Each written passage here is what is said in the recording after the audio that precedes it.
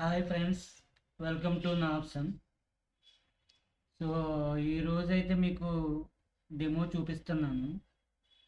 So present అయితే testing ఫేజ్లో run చేస్తున్నా. మనకి ఇందులోనే రెండు స్ట్రాటజీలు ప్లస్ ఒకటి స్కాల్పింగ్ స్ట్రాటజీ మూడు రన్ అవుతాయి.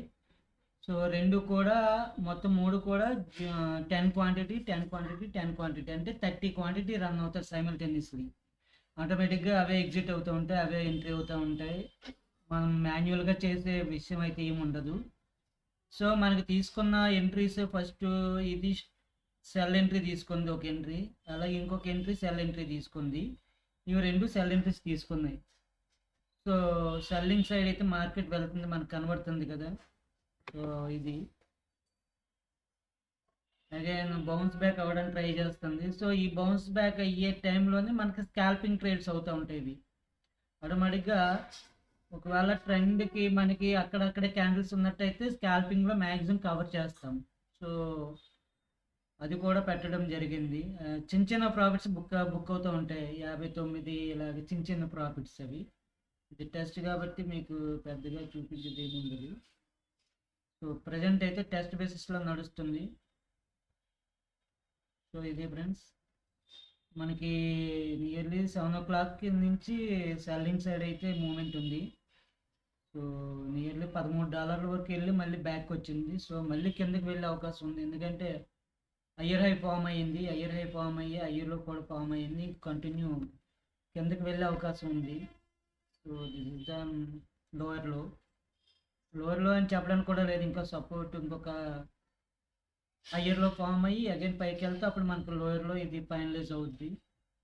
సో ఒక సపోర్ట్ అయితే రావాలి, కిందకి సపోర్ట్ వస్తే మనకి లోవర్లో అప్పుడు మనకి సపోర్ట్ తీసుకున్నట్టు అర్థం. అంటే మనకి ఒక హయ్యర్ హై వస్తే రెసిస్టెన్స్, లోవర్లో వస్తే సపోర్ట్ అన్నది మనకి as per candle stick pattern బట్టి ఉంటుంది. సో సబ్జెక్ట్ పరంగా టెక్నికల్గా అయితే దాన్ని హయ్యర్ హై లోవర్లో అంటారు. ఒక లోవర్లో ఫామ్ అయ్యిందంటే ఆల్మోస్ట్ హయ్యర్లో ఫామ్ అయితేనే మనకి లోవర్లో అన్నది ఫామ్ అవుద్ది. సో హయ్యర్లో ఫామ్ అయ్యి అక్కడి నుంచి మళ్ళీ అగైన్ పైకి వెళ్ళినట్టయితే అది ట్రెండీ.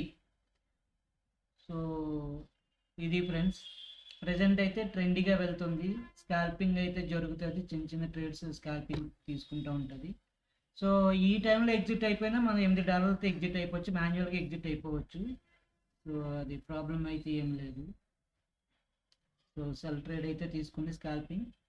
సో మనం మాన్యువల్గా టార్గెట్స్ అయితే మాన్యువల్గా బుక్ చేసుకోవడం బెటర్. సో అది ఇస్తుంది కదా అని మనం వెయిట్ చేయకూడదు. సో టార్గెట్స్ అయితే మాన్యువల్గానే బుక్ చేసుకోవడానికి ట్రై చేయండి. అలాగే స్టాప్ లాస్ మనకి 600 పాయింట్ల పైన స్టాప్ లాస్ పెట్టాము, ఎందుకంటే అంత డిస్టెన్స్ ఒకవేళ ఫుల్ ట్రెండీగా ఒక 600 పాయింట్లు బై సైడ్ కానీ సెల్ సైడ్ కానీ ర్యాలీ వెళ్ళినప్పుడు మనకి టీఎస్ఎల్ ఆటోమేటిక్గా పాయింట్స్ దగ్గరికి వచ్చేస్తుంది, టార్గెట్ హిట్ అయిపోతుంది. సో మనం అందుకోవాల్సిన లాంగ్ అయితే అందుకోలేకపోతున్నాం. సో దానికోసం కొద్దిగా లాంగ్ పెట్టాము. ఇప్పుడు మనకి ఒక 300 పాయింట్స్ పెడితే ఈ పాటికి మనకి టార్గెట్ హిట్ అయిపోయి ఎగ్జిట్ అయిపోద్ది. సో ఇక్కడి నుంచి కావాల్సిన మళ్ళీ ఈ పైకి వెళ్ళి కిందకి వచ్చే అవకాశం ఉంటే ఇది మనం అందుకోలేమన్నమాట, అందువల్ల అంత లాంగ్ పెట్టాం. మాన్యువల్గా కావాలంటే హ్యాపీగా ఎగ్జిట్ అయిపోవచ్చు. సో ఇది ఫ్రెండ్స్ ఈ స్ట్రాటజీ. సో దీని మీద ఎవరికైనా సందేహం ఉన్నా, ఏమన్నా చెప్పాలనుకున్నా, ఏమన్నా కాంటాక్ట్ చేయాలనుకున్నా మెసేజ్ పెట్టండి, నెంబర్ పెడతాను, మాట్లాడండి. సో మనం బాట్ సర్వీస్ అయితే ఇస్తున్నాము, BTC, Ethereum and gold bot service ఇస్తున్నాము. సో ఇది ఫ్రెండ్స్ దీనికి సంబంధించిన data. Thank you very much.